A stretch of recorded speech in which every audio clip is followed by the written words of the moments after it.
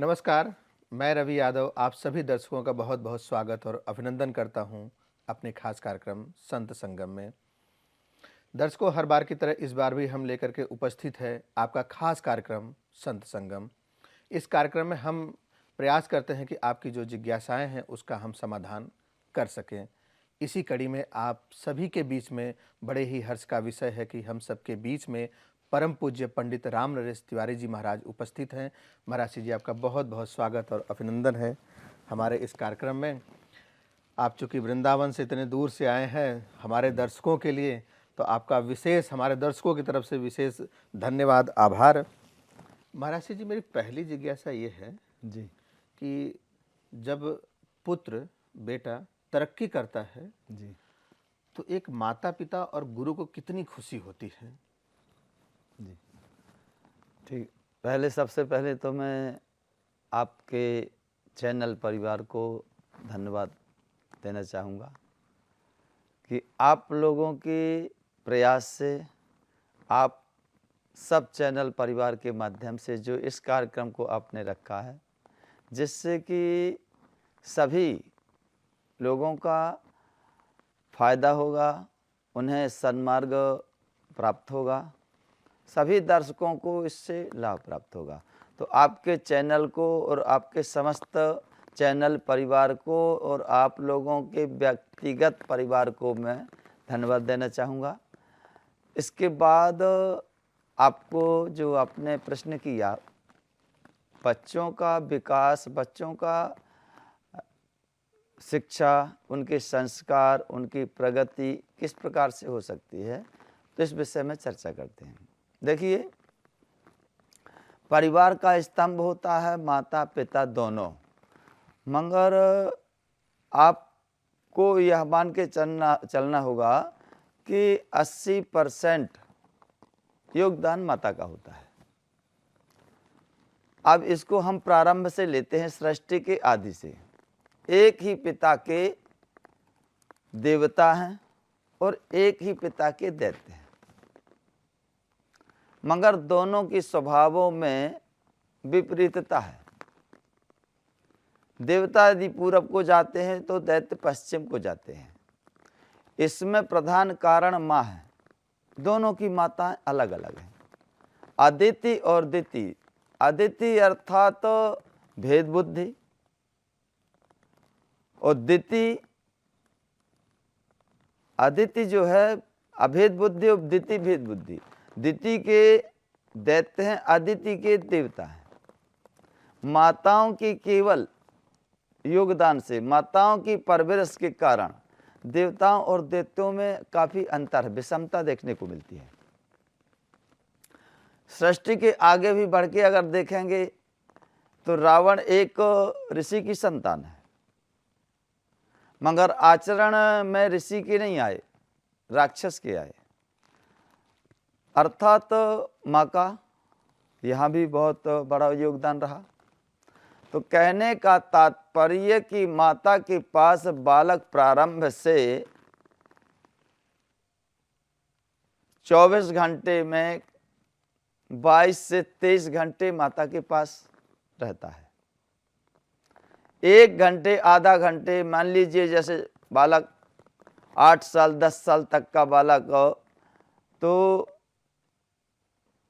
15 घंटे से ऊपर भी माता के पास रहता है। 1-2 घंटे वह पिता के पास रहता होगा, बाकी अपने साथियों के साथ।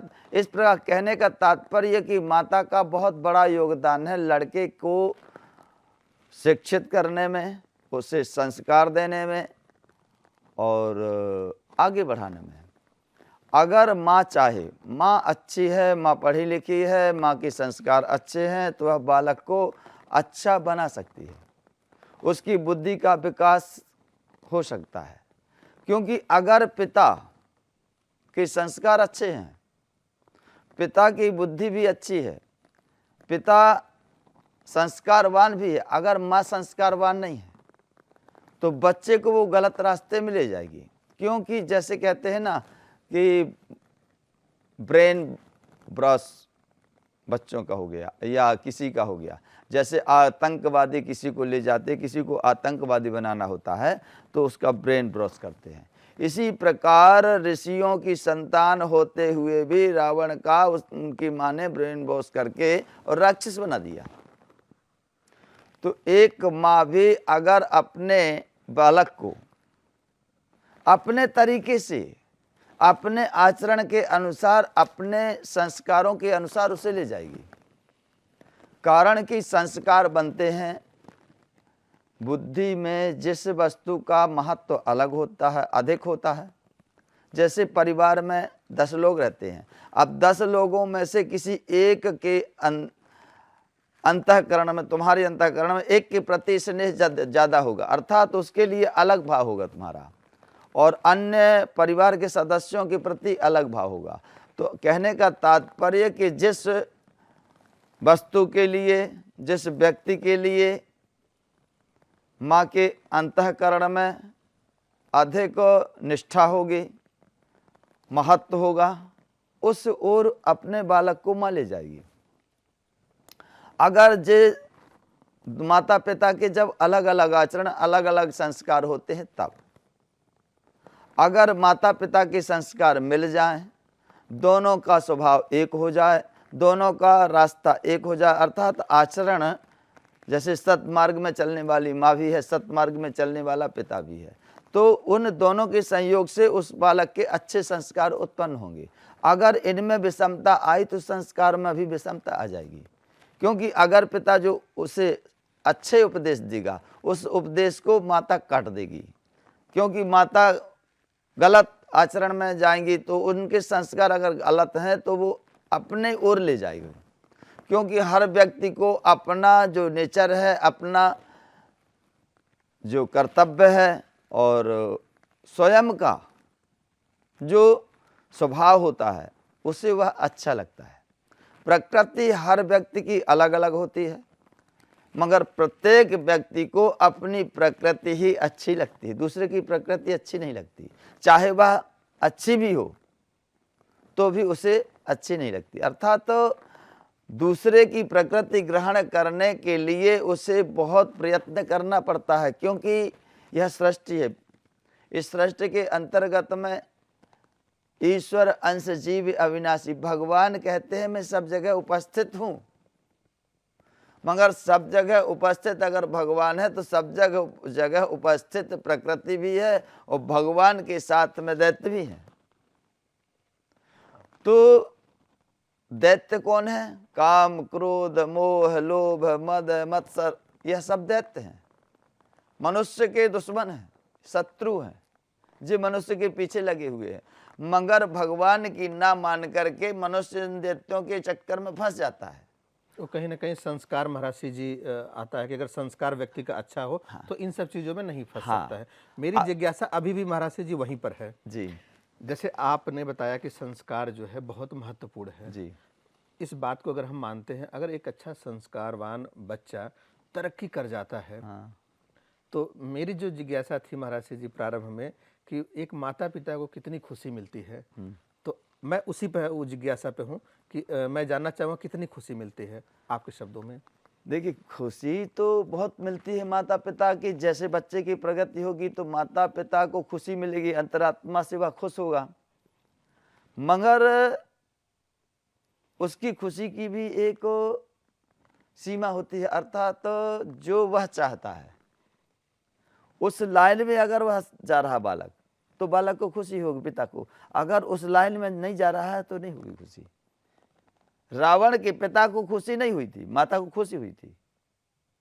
है तो संतान दोनों की, माता को खुशी हुई मगर पिता को खुशी नहीं हुई, क्योंकि बालक गलत आश्रम जबकि रावण ने कुबेर पर चढ़ाई करके सोना की लंका जीत ली, मगर माता लंका में रावण के साथ रही मगर पिता नहीं रहे। अर्थात पिता को खुशी नहीं हुई, माता को खुशी। माता को तो मान लो विषमता थी। तो खुशी तो तब होगी जब बालक उस आचरण को ग्रहण करेगा। अब पिता का मानता नहीं, पिता के आदेश का पालन नहीं करता, पिता की एक बात भी नहीं मानता, पिता को कोई गाली दे तो भला उस पिता को खुशी होगी? नहीं होगी। हाँ, अंतरात्मा से वो गाली ना देगा, उसे गाली ना देगा, पब्लिक के बीच में उसे व्यक्त भी ना करेगा, मगर उसे दुख अंदर होगा। खुशी उसे तब होगी जब उसका कोई भी धन से किसी पिता को या किसी माँ को खुशी नहीं होती। तो ध्यान रखना, बालक तीनों लोगों की संपत्ति अर्जित कर ले, माता पिता का सम्मान ना करे तो क्या उसको खुशी होगी? नहीं होगी। मेरी जिज्ञासा इसी को लेकर थी महाराज जी हाँ, कि मैं ये जानना चाह रहा हूँ कि आज जो है आप अपने पुत्र को लेकर के कितना खुश हैं या खुशी आपको होती है। मेरी जो जिज्ञासाएं थी महाराज जी वो इसी सवाल को लेकर के थी। मैं अब ये जानना चाह रहा हूँ और दर्शकों को बता दूं कि आप जो पूज्य महाराज जी को सुन रहे हैं, आप अंतर्राष्ट्रीय कथावाचक परम पूज्य अनिरुद्धाचार्य जी महाराज के पिताश्री जी हैं। तो इसीलिए मैं पूछ रहा था कि एक पिता को कितनी खुशी मिलती है। तो अपने पुत्र को लेकर के आज पूरे दुनिया में महाराज जी जा कर के कथाएं कर रहे हैं। लोगों को, जो वृद्ध माताएं हैं जिनके अपने बच्चे ठुकरा देते हैं, पूज्य महाराज जी उनको अपनाते हैं, उनकी सेवा करते हैं। वृंदावन तीर्थ में जो लोग आते हैं जिनको खाने की व्यवस्था नहीं है, नहीं मिल पाता है, भरण पोषण उस तरीके से नहीं हो पाता है, तो अपने गौरी गोपाल आश्रम में जो है निःशुल्क भोजन कराया जाता है। इतना बड़ा प्रकल्प चला रहे हैं और दुनिया में नाम कमा रहे हैं। तो इसीलिए हमने पूछा कि आपको कितनी खुशी होती है। देखिए खुशी तो है, अपन को बहुत खुशी है, ऐसा नहीं, बहुत खुशी है। और मान लीजिए कि हजारों लोगों को भोजन मिल रहा है, हजारों लोगों को रोजगार मिल रहा है, तो खुशी क्यों ना होगी? उनको किस तरीके का महाराज जी संस्कार दिए महाराज जी को कि आज इतने दुनिया में अपना नाम कमा रहे हैं, आपका नाम उज्जवल कर रहे हैं, बढ़ा रहे हैं।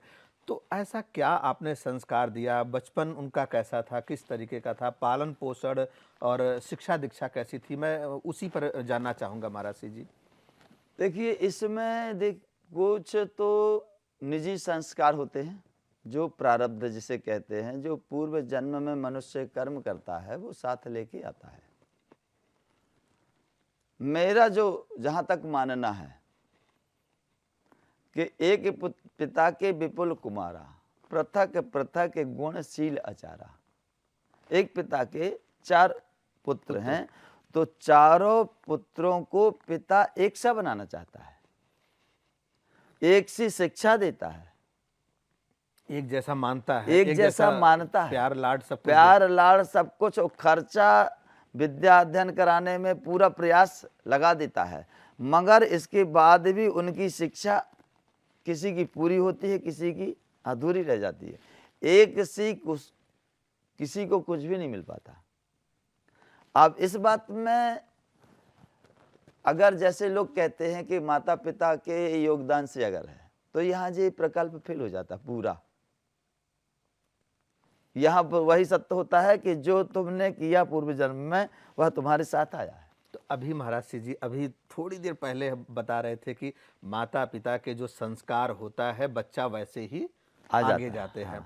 अभी आप कह रहे हैं कि प्रारब्ध का फल होता है कि जो बच्चे में आता है। नहीं, प्रारब्ध का फल तो होता ही है, मगर बच्चे के जो संस्कार हैं माता पिता के ऊपर भी निर्भर करते हैं। मगर माता पिता के देखो आचरण आ जाएंगे, मगर आगे जो धन कमाना, वैभव जो प्राप्त होना, या उसकी विद्या या अहंकारी या अनेक जो प्रकृतियां हैं वे तो स्वयं से बनेंगी ना, पूर्व जन्म के अनुसार ही बनेंगी और उसी अनुसार वह कार्य करेगा। जैसी मान लीजिए एक पिता के अनेक कुमार, जैसे हमने बताया, तो एक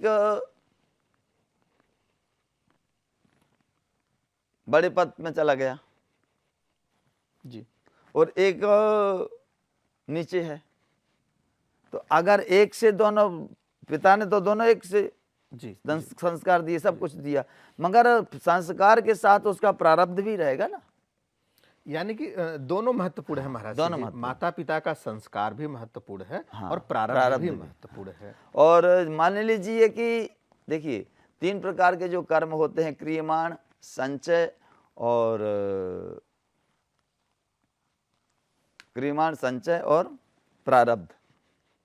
तो प्रारब्ध उसे कहते हैं कि मान लीजिए आपके पास जो बैंक बैलेंस है, बैंक बैलेंस में से आपने निकाल के ले आया खर्च के लिए 1-2 महीने के लिए, और जो वहाँ संग्रह है उसे संचित कर्म कहते हैं, और जो हम कर रहे हैं उसे क्रियमाण कहते हैं। तो भगवान ने जब जन्म दिया है तो उन संचित कर्मों में से कुछ निकाल करके हमारे झोली में डाला, तो वह प्रारब्ध है। तो जो झोली में डाला है भगवान ने, वह तो प्रारब्ध, वह तो मिलेगा ही अगले जन्म में। हाँ, नहीं इसी जन्म में। हाँ, वो इसी जन्म के लिए दिया ना। जब हमारा जन्म हुआ तो जन्म के पहले भगवान ने हमारी झोली में रख दिया है। हाँ, उसके अनुसार हमको चलना है। अब वो प्रारब्ध तो हमें मिलेगा, वो तो जितना दिया परमेश्वर ने उतना मिलेगा ही। अब जो क्रियमाण है, क्रियमाण भी हम उसी के अनुसार करेंगे, आचरण उसी के अनुसार होगा, प्रकृति उसी के अनुसार बनेगी। अब थोड़ा सा संयोग यहाँ जो माता पिता की प्रकृति से मिलजुल होगा, माता पिता की प्रकृति से और बालक की प्रकृति से टकराव होकर के मिश्रित प्रकृति बालक की बनेगी। अब क्योंकि अब इसीलिए हम कह रहे हैं कि अब अगर माता पिता के भाव अलग अलग हैं तो माता अपनी ओर खींचेगी, पिता अपनी ओर खींचेगा। तो माता 80% पिता के बालक के पास रहता है, मान लो माता जो है अधिक समय देती है, पिता कम समय देता है, तो उसका अधिक प्रभाव पड़ेगा ना। यानी प्रारब्ध और संस्कार दोनों एक सिक्के के दो पहलू हैं महाराज जी। हाँ, दोनों काम करेंगे। तो महाराज जी का जैसे बचपन कैसा था महाराज जी? जैसे मान लीजिए शुरू से ही पढ़ने में थे, अच्छे थे, शिक्षा दीक्षा उनकी आपने किस तरीके से करवाई, किस तरीके के? स्वाभाविक है कि बच्चे का पालन पोषण जो होता है वो इतना आसान नहीं होता है, लेकिन पिता कितने भी तकलीफ में रहता हो लेकिन बच्चे को धूप से बचाता है। धूप से बचाने का मतलब बच्चे को कोई तकलीफ ना होने पाए। महाराज जी, तो बचपन कैसा था उनका? बचपन ठीक था। बचपन में क्या है कि देखिए, पहले ट्यूशन व्यूशन तो चलते नहीं थे, बहुत कम चलते थे, तो घर में बैठाल के इनको हम पढ़ाते थे। अब जब जे आगे निकल गए, पढ़ने लगे अच्छे से, तो फिर आगे बढ़ गए। क्योंकि नींव किसी की डाल दी जाए, अगर आपसे पुस्तक पढ़ने में नहीं आ रही, अर्थात तो उसको आप पढ़ नहीं पा रहे हो, तो उसमें आपकी रुचि नहीं बनेगी। अगर वही पुस्तक आप अच्छे से पढ़ के समझने लगोगे तो उस पुस्तक को पढ़ने में आपकी रुचि बन जाएगी। तो इसी प्रकार जब तक बालक को काखा गाघा अंगा पूरा याद ना हो जाए, पुस्तक वो पढ़ने ना लगे, जब पुस्तक वह पूरी पढ़ने लगा, सक्षम साक्षर हो गया, तो इसके बाद उसमें उसकी रुचि बन जाती है। अब पिता का केवल इतना मार्गदर्शन रह जाता है कि खेल में अधिक समय ना दो, पढ़ाई में दो। मगर प्रारंभ में पिता का कर्तव्य होता है कि उसको उस स्थिति तक पहुंचा दे, ताकि वह उस स्थिति में पहुंच जाए कि उसकी रुचि विद्या में लग जाए। मान लो अब जैसे लोग कहते हैं कि पंडित जी हमारा बालक खेल में ज़्यादा मस्त रहता है, पढ़ता नहीं है, तो उसका मूल कारण होता है कि उनके माता पिता ने केवल स्कूल या टीचरों के भरोसे छोड़ दिया है। यदि वह अपने घर में जैसे साक्षर कराएं, अक्षर है, गिनती है, दुनिया है, इनको याद कराएं, तो जब तक बालक पुस्तक उठा के स्वयं पढ़ने ना लगे तब तक माता पिता को प्रयास करना ही चाहिए। फिर तो निरीक्षण रह जाता है। मान लीजिए बालक पुस्तक पढ़ने लगा, और पढ़ने लगा तो फिर आपको केवल उसकी देखभाल करना है कि पढ़ रहा है या खेल रहा है। तो बीच बीच में जब टोकोगे आप तो पढ़ाई में लग जाएगा। तो पढ़ाई में जब तक उसकी रुचि ना बने,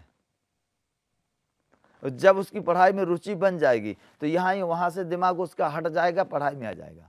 क्योंकि हम समय वहीं देंगे जो हमारे लिए प्रिय लगेगा, जो हमें अच्छा लगेगा, और अच्छा हमें वह लगेगा जिसमें हम अधिक समय देते हैं। अगर हम खेल में अधिक समय देते हैं तो हमें खेल अच्छा लगेगा। हम विद्याध्ययन में अधिक समय देते हैं तो हमें वह अच्छा लगेगी विद्या। क्योंकि हम 12-12 बजे रात तक गणित लगाते थे जब हम पढ़ते थे, कभी कभी 12 बज जाते थे। और हमें सबसे आनंद ज़्यादा आता था हमको मैथ में। पढ़ाई में तो करते थे, पढ़ाई करते थे, मगर सबसे ज़्यादा आनंद हमको मैथ में आता था। और 100 में से 95 से नीचे कभी मिले नहीं। महाराज श्री जी का किस विषय में रुझान था महाराज श्री जी?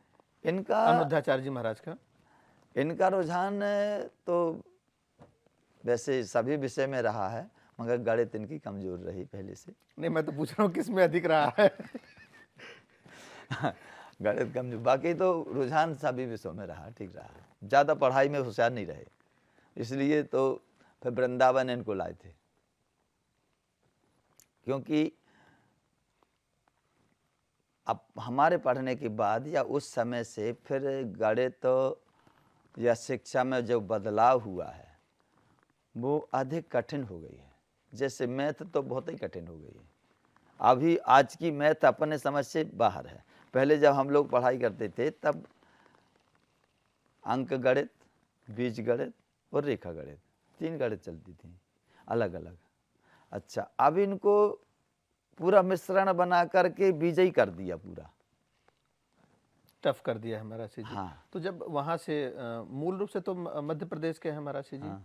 तो वहाँ से जब वृंदावन आए तो क्या महाराज श्री जी को जब लेकर के आए अनुद्धाचार्य जी महाराज को, तो उनकी शिक्षा को लेकर के आए महाराज श्री जी, या ऐसे ही आपका आना हुआ नहीं, वृंदावन? उनकी शिक्षा के लिए। मतलब आप वहाँ से मध्य प्रदेश से आए तो महाराज श्री जी की शिक्षा के लिए? नहीं, उनको गांव से अपने घर वहाँ से लाके इनको ललिता आश्रम में विद्या अध्ययन के लिए ही लाए थे। और यहाँ विद्या अध्ययन करने के लिए एडमिशन करा के फिर चले गए थे हम। आप चले गए थे महाराज हाँ, श्री जी? क्योंकि अपना निवास वहीं का है। तो फिर 2-3 साल जो ललिता आश्रम में इन्होंने विद्या अध्ययन किया। इसके बाद अयोध्या चले गए, अयोध्या में भी विद्या अध्ययन किया इन्होंने। तो किस क्लास में यहाँ पर महाराज श्री जी पढ़ाई किए थे, वृंदावन में आए थे? देखिए, वृंदावन में जो शिक्षा होती है संस्कृत की, वेदों की, वह 2 आधार पर होती है। ये तो होती है निजी ज्ञान के आधार पर, जिसका कहीं कोई एडमिशन नहीं होता है। जैसे हम आप चर्चा कर रहे हैं, आपसे हमने पढ़ लिया, तो इस प्रकार शिक्षा मिलती है। जैसे भागवत का अध्ययन कर लिया, वेदों का अध्ययन कर लिया, कर्मकांड का अध्ययन कर लिया, ज्योतिष का अध्ययन कर लिया, तो एडमिशन कहीं नहीं है, तो वह केवल अनुभव का अध्ययन होगा। और जो एडमिशन करा के तो फिर वहाँ से परीक्षा होगी, तो इन्होंने एडमिशन नहीं कराया कहीं। अच्छा। हाँ, तो इनका जो अध्ययन है निजी अध्ययन है। अच्छा, निजी अध्ययन है महाराज श्री जी। आज बड़े मंच पर महाराज श्री जी आप देखते हैं, जहाँ पर देश और दुनिया के बड़े बड़े संत होते हैं, वहाँ पर महाराज श्री जी को बुलाया जाता है और महाराज श्री जाते हैं। और आप ऐसे दृश्य को जब देखते होंगे तो कहीं ना कहीं मन में तो बड़ी प्रसन्नता होगी। प्रसन्नता हो भी क्यों ना, कोई भी दुनिया का माता पिता होगा उसको तो होगा महाराज श्री जी। लेकिन बचपन में आप जैसा बता रहे हैं कि सबसे अधिक उनको बैठा करके पढ़ाना लिखाना आप करते थे, तो उस दिन को याद करते हैं और आज के दिन को देखते हैं महाराज श्री जी, तो मन में किस तरीके के भाव आते हैं? अच्छे भाव आते हैं उसमें।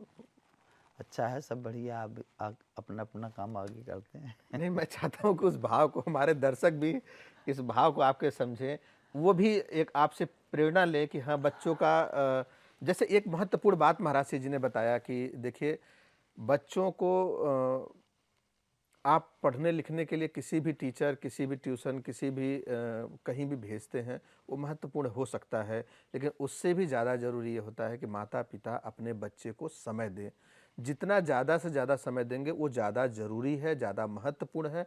आप किसी भी सानिध्य में ट्यूशन करवाएं, चाहे कोचिंग करवाएं, चाहे स्कूल भेजें, वो तो ज़रूरी है ही, लेकिन उसके साथ ज़रूरी है कि आप जो है अपना भी समय बच्चे को दें, ताकि उनको पता चलना चाहिए कि बच्चे का क्या माइंडसेट बनता है, किस तरीके से किस दिशा में इसको ले जाना है, क्योंकि माता पिता का प्रभाव जो है बच्चे के ऊपर ज़्यादा पड़ता है।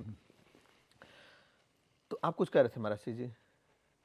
ना, हम इसी मैटर में बोल रहे थे कि जैसे आप स्वयं के बच्चों का जो अपने चर्चा की, अगर इसमें अब स्वयं में लेते हो तो मनुष्य के अंतःकरण में अलग अलग भाव उत्पन्न होते हैं। कोई व्यक्ति ईश्वरवादी होता है तो कोई व्यक्ति संसारवादी होता है। तो जो संसारवादी व्यक्ति होता है उसे संसार की बातें अच्छी लगती हैं, और जो ईश्वरवादी व्यक्ति होता है उसे संसार की बातें अच्छी नहीं लगती। ये दोनों में, जैसे हम आपको पहले बता हर व्यक्ति की प्रकृति अलग अलग है। मान लीजिए आपने, एक साधु थे जैसे कि उन्होंने देखा राजा ने बुलाया तो उसे बदबू आने लगी, राजमहल में साधु को बदबू आने लगी, क्योंकि उसे अच्छा नहीं लगता, उसे जंगल अच्छा लगता है। तो मान लो रुचि के अनुसार है। और हमारा ये मानना है कि अगर बच्चे उन्नत कर रहे हैं या तुम्हारे पास तुमने खूब धन कमाया है, उसको अगर तुम महत्व देते हो तो तुम्हारे अंदर अहंकार जागृत हो जाएगा। धन को महत्व, धन को, पुत्र को, सबको। क्योंकि मेरा पुत्र कलेक्टर है, मेरा पुत्र थानेदार है, मेरा पुत्र प्रधानमंत्री है, इतना बड़ा वक्ता है, तो ये बहुत बड़ा अहंकार जागृत हो जाएगा। चलिए, अहंकार जागृत हो जाएगा महाराज। अहंकार से कैसे बचा जा सकता है? अहंकार से इसलिए बचा जा सकता है कि सबके जो अपने भाग्य से लाया है वो अपना भाग्य का फल भोग रहा है, उसमें हमारा कोई योगदान नहीं है। नहीं, अगर योगदान अगर अपने योगदान को मानते हो, अपने योगदान को महत्व देते हो तो अहंकार बढ़ेगा। अगर अपने योगदान को महत्व नहीं दोगे तो अहंकार नहीं बढ़ेगा। हमने आपको सहयोग दिया है वक्त में, अगर उस सहयोग को हम याद करेंगे तो आपके प्रति नफरत जागृत हो। हमने दिया है, हमारे बदौलत तुम ऊपर उठे हो। अगर उस सहयोग को हम याद ना करेंगे तो हमारे आपका संबंध में नम्रता रहेगी, अहंकार नहीं आएगा। अगर उसको याद करेंगे, हमारे देने से तुम आगे बढ़े हो। क्योंकि देखो, हमारा ये मानना है कि हर व्यक्ति को अपने कर्तव्य में आगे बढ़ना चाहिए। कर्तव्य के बाद फल की इच्छा का त्याग, भगवान ने कहा है। मान लो माता पिता का कर्तव्य है उसको शिक्षित करना, आगे बढ़ाना। आगे बढ़ाने के बाद में उसमें उसको आशा नहीं करनी चाहिए। अगर आशा करता है तो बालक यदि माता पिता को ठुकराता है तो दुख है, और अगर माता पिता को बालक स्नेह देता है तो अहंकार है। कल्याण कहीं नहीं है। ना तो माता बालक को क्योंकि प्रेम ईश्वर से होना चाहिए, हमारा उद्देश्य ये है। नहीं, आपका उद्देश्य महाराज जी, ये बहुत गूढ़ विषय, कितनी बड़ी बात आप कह रहे हैं कि अपेक्षाएं नहीं रखनी चाहिए। बिल्कुल नहीं। हमारा कर्तव्य है अपने वंश को आगे बढ़ाना है। बच्चा पैदा हुआ, उसका हमने पालन पोषण भरण पोषण किया महाराज जी, उसको संस्कारवान बनाया। अपेक्षाएं नहीं रखनी चाहिए। आदमी को तकलीफ दुख का कारण अपेक्षा ही होता है महाराज जी। हम किसी से अपेक्षाएं ज्यादा कर लेते हैं, वो अपेक्षाएं पूरी नहीं होती तो हमें दुख तकलीफ का सामना करना पड़ता है। दुख का कारण ही वही अपेक्षा है, मैं मान गया इस बात को। लेकिन ये तो कहते हैं महाराज जी, ये बच्चा हमारे बुढ़ापे का लाठी है, ये हमारा बुढ़ापे का सहारा है। तो हम कैसे अपेक्षा का त्याग कर सकते हैं? ये बातें कहने तो आसान है, लेकिन प्रैक्टिकल में उतारना तो बड़ा तकलीफ आपके प्रारब्ध के ऊपर निर्भर करता है। हमें सुख दुख जो मिलेगा बालकों के आधार पर नहीं मिलेगा और ना किसी व्यक्ति के आधार पर मिलेगा, वो हमारे प्रारब्ध के अनुसार ही मिलेगा। हम जो अपेक्षा करेंगे उसे अगर बालक ने हमारी इच्छाओं की पूर्ति नहीं की तो हमारे डबल दुख हो गए ना। मान लो एक दुख तो वो जो प्रारब्ध से मिलेगा जी, क्योंकि बुढ़ापे में जब टांगे काम नहीं कर रही तो वो दुख है। अब दूसरा दुख तैयार हो जाएगा कि बालक ने तुम्हें ठुकरा दिया, तो दो दुख हो गए और वो एक ही रहेगा। अगर अपन किसी से अपेक्षा ना करेंगे, किसी से आशा ना करेंगे तो हमारा एक ही दुख रहना है कि हमारे पैरों में अब ताकत नहीं है, इसकी अतिरिक्त कोई दुख नहीं है। अब अगर और पालते हो तो जितनी अपेक्षा रखोगे, जितनी आशा दूसरे से रखोगे ना, उतना ही दुख बढ़ेगा ना। क्योंकि बुढ़ापे के शब्द कोई सुनना नहीं चाहता, इस बात को ध्यान देना। और बुढ़ापे में साहस स्वयं का आत्मबल ही काम करता है, और वह आत्मबल तब काम करेगा जब तुम ईश्वर से अपनी लगन लगा लोगे। फिर तुम्हें दुख व्यापने वाला नहीं है। फिर तुम्हें आनंद आएगा। अगर वो पानी ना देगा तो तुम्हें आनंद आएगा, वो बालक रोटी ना देगा तो तुम्हें आनंद आएगा, बालक गारी देगा तो तुम्हें आनंद आएगा, हर जगह तुम्हें आनंद ही आनंद आएगा।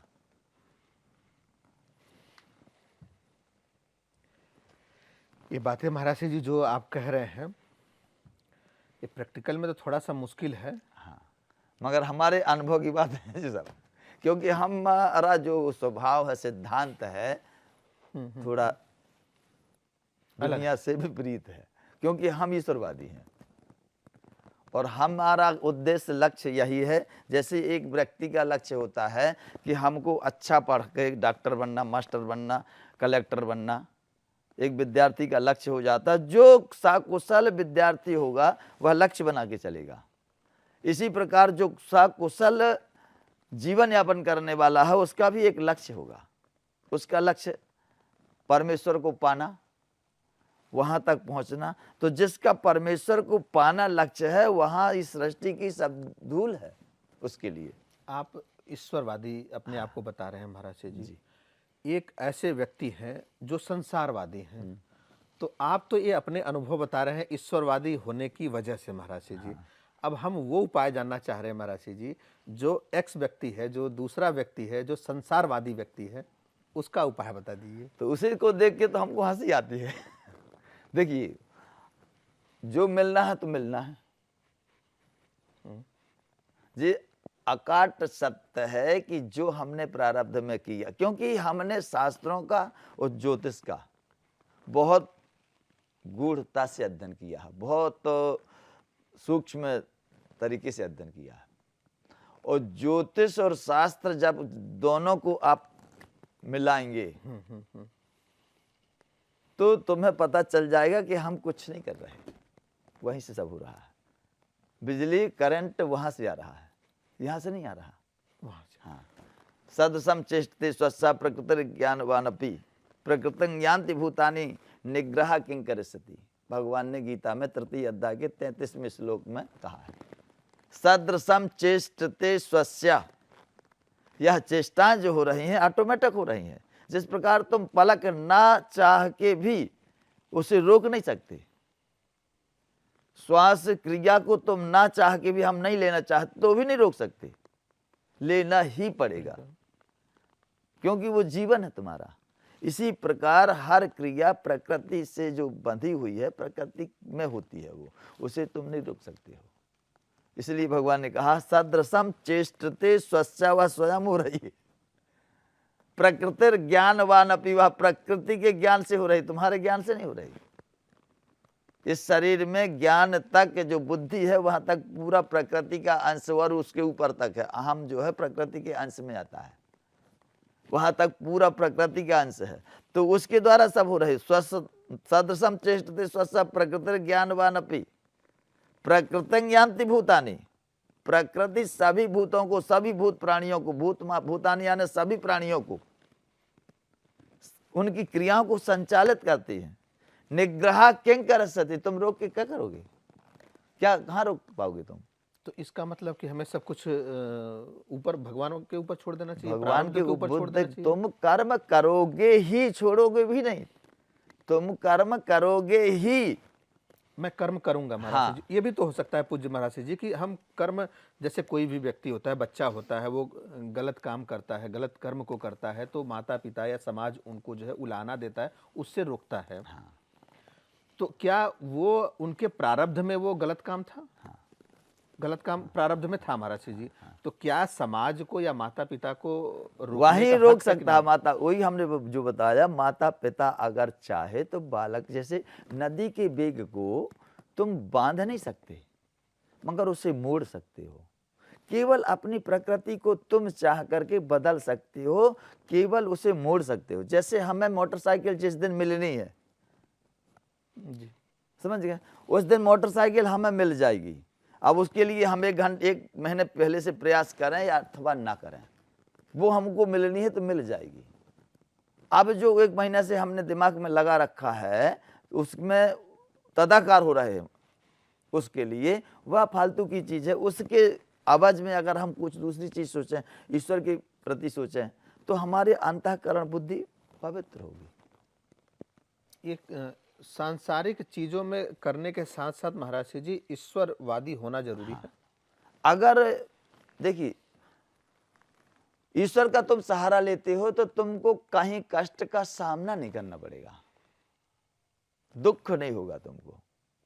जैसे हम यहाँ बैठे हैं तो रामलीला देख रहे हैं, तो रामलीला का पात्र रावण मारा जाता है तो हम जानते हैं कि रावण मारा गया, मगर हम दुख नहीं मानते। जी, इसलिए दुख नहीं मानते कि वह केवल दृश्य है, यथार्थ में नहीं है। इसी प्रकार यह जीवन जो है, भगवान कहते हैं कि यह जो जीवन है वो दृश्य की तरह ही तो है। यह तो शरीर तो एक दिन नष्ट होना ही है। यथार्थ में अगर इसको तुम जान करके उस परमात्मा की ओर जा रहे हो तो तुम्हारा जीवन यथार्थ है, वरना तो सब सृष्टि में है ना। रावण का जैसे आपने बताया महाराज जी कि रावण को मारा जाता है तो हमें दुख नहीं होता है, लेकिन अगर माता सीता जंगलों में भटक रही हैं, अपने बच्चों के लिए जो है लकड़ी काट के खाना बना रही हैं, तो हम आप देखे हैं कि बहुत लोग रोते हैं उस दृश्य को देख करके। इसलिए हर ग्रंथ को भी उसके संबंध में पढ़ना चाहिए, अलग अलग ग्रंथों को पढ़ना चाहिए। अब इसके विषय में आप अध्यात्म रामायण के बालकांड के अध्याय 1 से 32 से 43 श्लोक नंबर तक देखना, तो आपको पता चल जाएगा। जो आपने बताया वो सब उसमें पता चल जाएगा। सीता जी ने साफ स्पष्ट कहा है कि यह जो हो रहा है, हनुमान जी से कहा है कि यह जो हो रहा है यह मेरे द्वारा हो रहा है, राम के द्वारा नहीं हो रहा। सीता जी ने कहा है। हाँ, और राम भगवान जो है उनके द्वारा कुछ नहीं हो रहा और ना होगा, क्योंकि सब कुछ मैं करती हूं। तो क्या प्रकृति है? प्रकृति 3 प्रकार की होती है। कौन कौन सी महाराज जी? जैसे भगवान की एक शक्ति है जिसे योग माया कहते हैं। एक संधनी शक्ति होती है, एक आह्लादनी शक्ति होती है, एक संबित शक्ति होती है। 3 प्रकार की शक्ति होती है। तो इन 3 प्रकार की शक्तियों से भगवान सृष्टि का परिपालन, संहार और उत्पत्ति तीनों बातें करते हैं। तो जो शक्तियां जहां की है वो अपने अपने काम में लगी हुई हैं। अब भगवान ने अवतार जो धारण किया है तो योग माया का आश्रय लेके अवतार धारण करते हैं, अर्थात जो कार्य करती है, क्रिया करती है, योग माया के द्वारा होता है। अब अध्यात्म में चलेंगे तो ना तो ईश्वर का अंश जीव क्रिया करता है और ना ईश्वर से क्रिया होती है, दोनों अक्रिय है। अब जब दोनों अक्रिय है तो क्रिया कहां से होती है? प्रकृति में होती है। तो प्रकृति के द्वारा प्रकृति में क्रिया होती है। अपने केवल कर्म करने के जो प्रकृति को बदलना, सद ग्रंथों का पठन पाठन जो है मनुष्य की प्रकृति को बदल देता है। तो जब प्रकृति बदल जाती है तो स्वभाव बदल जाता है। महाराज जी इसी से जुड़ा एक जिज्ञासा है, हम चाहेंगे कि इस पर थोड़ा सा हमारे दर्शकों को बताएं आप जी। एक बच्चा जैसे है पढ़ाई लिखाई करता है, हम उसको कॉन्वेंट में तो एडमिशन करा देते हैं जी। आसपास में जितने महंगा स्कूल होता है उसमें देख करके करा देते हैं कि उसमें पैसा अच्छा जा रहा है तो अच्छा होगा, अंग्रेजी मीडियम में पढ़ाई होती है। इंग्लिश मीडियम पर हम फोकस तो कर रहे हैं, महंगे स्कूल में एडमिशन तो करा रहे हैं, लेकिन उसके साथ आप ग्रंथ की बात कर रहे हैं। वहीं बच्चा कभी हाथ में हनुमान चालीसा या ग्रंथ हम उसको पढ़ते हुए देखते हैं तो हम उसको डांटते हैं कि हम तुम्हें पढ़ा रहे हैं इंग्लिश मीडियम में, तो ये क्या पढ़ रहा है। तो हमें ये लगता है कहीं ये बच्चा हमारा जो है इस तरफ तो नहीं मोल्ड हो जाएगा। तो इसका महाराज जी हमारे कहने का मतलब है कि हमारी ये जिज्ञासा है कि इसको हम कैसे संतुलन बनाएं। महाराज जी हमारे दर्शकों को आप बताएं इसको। देखिए, जब तक हम धर्म से ना जुड़ेंगे, अपने बालकों को धर्म से ना जोड़ेंगे, अपने आप को धर्म से ना जोड़ेंगे, तब तक अच्छे संस्कार। अब मान लीजिए हम अपने धर्म से कैसे जोड़ना है, अपने बालकों को लेकर के सुबह शाम भगवान की आरती, भगवान की स्तुति, भगवान से प्रार्थना, और भगवान से प्रार्थना के बाद में उनसे अपने आगे की शिक्षा के लिए, या जैसे वो स्तुति हैं कि हमें ज्ञानी बनाओ, धन, इस प्रकार की जो भावना है उनको प्रकट करना, गुरुओं के पास जाना, गुरुओं का नमन करना। अब माता पिता का कर्तव्य, जैसे मंदिर गए, बालकों को ले गए, बालकों को मंदिरों में दर्शन कराए, वहाँ से प्रसाद ग्रहण किए, फिर उनके विषय में, उस देवता के विषय में जानकारी देना। अब अपने संस्कार, अपनी संस्कृति को आगे बढ़ाने के लिए बालकों को, जैसे घर में बैठ के पूजा करते हैं, तो पूजा करने के बाद 5 मिनट उनके साथ में बैठ करके उस देवता के प्रति उनको जानकारी देना।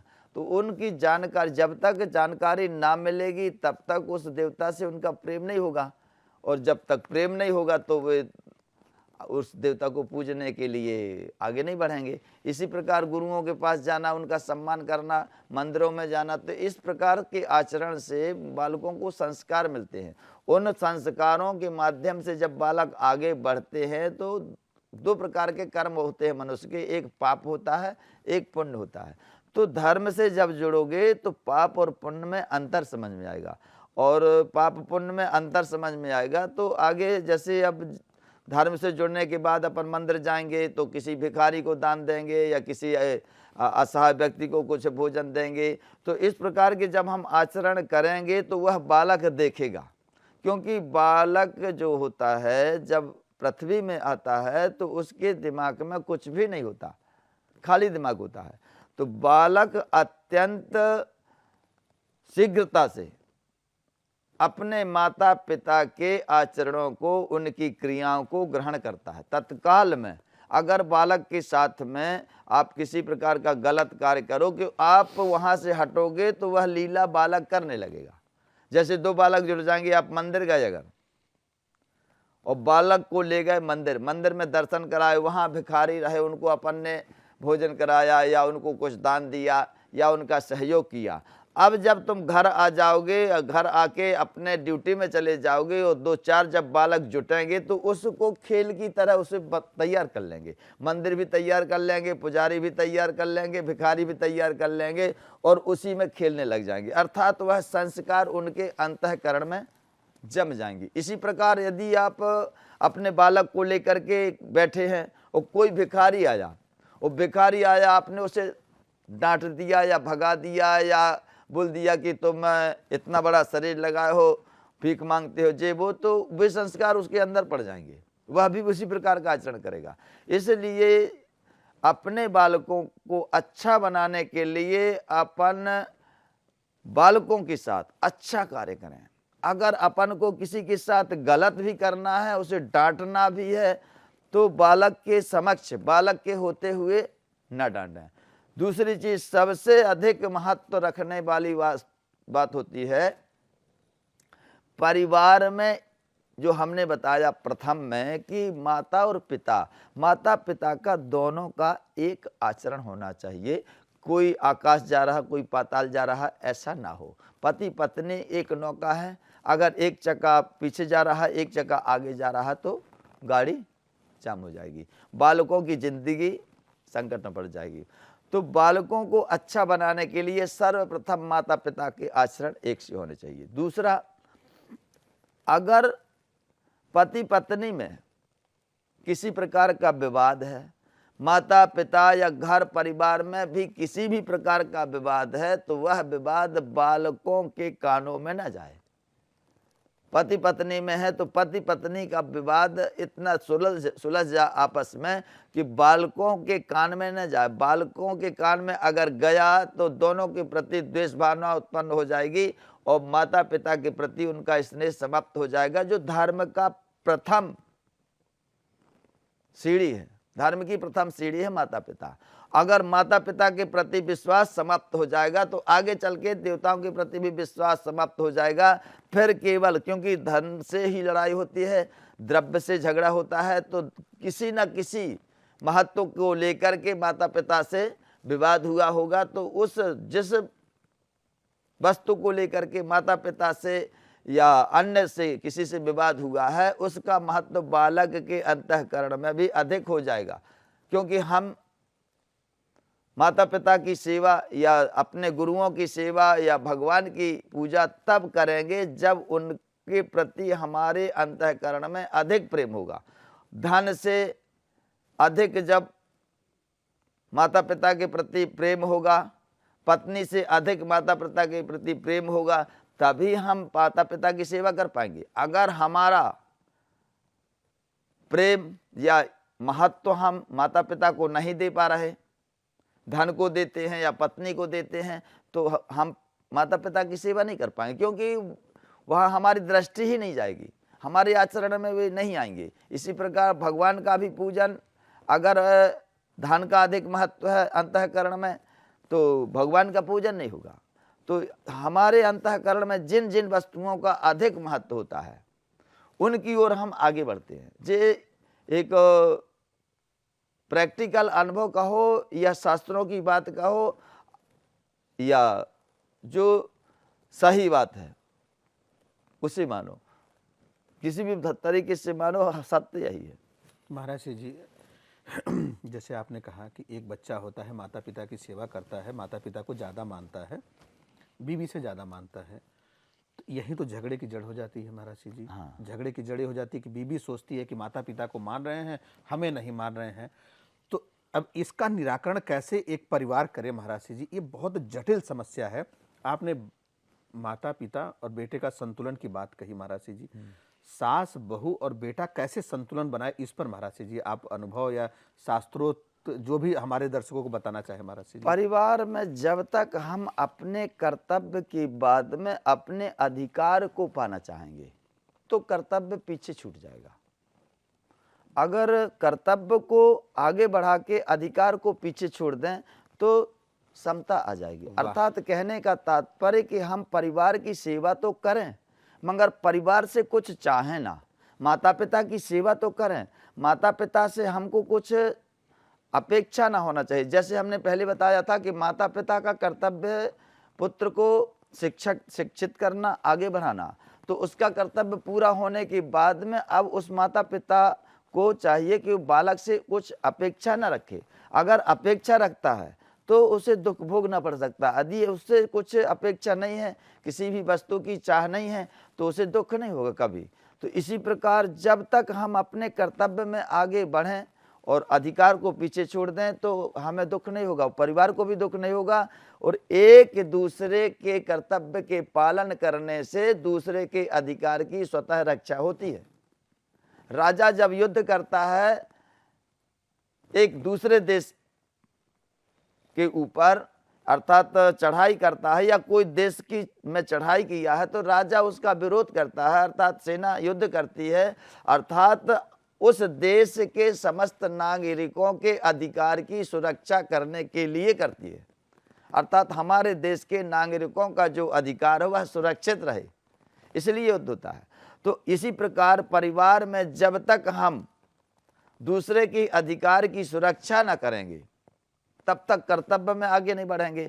और जब एक दूसरे के अधिकार की सुरक्षा होने लगती है तो हमारे भी अधिकार की सुरक्षा होने लगती है। यदि आप इत्र लेकर के दूसरे के ऊपर छिड़कोगे तो खुशबू तुम्हें भी मिलेगी, अगर जहर छिड़कोगे तो उसका नशा भी तुम्ही को पहले आएगा। तो इस प्रकार यह सृष्टि का नियम है, जो जिसे दूसरे को अगर गिराना चाहता है तो स्वतः गिरता है।